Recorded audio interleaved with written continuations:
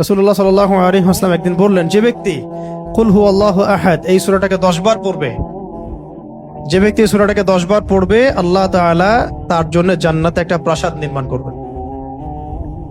তো এই কথাটা শুনে ওমর রাদিয়াল্লাহু আনহু বললেন, ওমর ইবনুল খাত্তাব তিনি বললেন যে তাহলে তো আমরা অনেক প্রাসাদের অধিকারী হয়ে যাব ইয়া রাসূলুল্লাহ।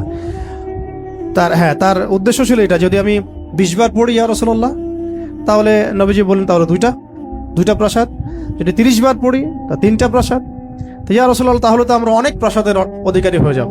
তখন নবীজি বললেন যে আল্লাহ তাআলার দান এর চেয়েও বেশি প্রশস্ত। মানে আপনি 100 পড়লে 10টা ঘর পাবেন, মানে আমরা 100 পড়লে 10টা ঘর পাবো, 200 পড়লে 20টা।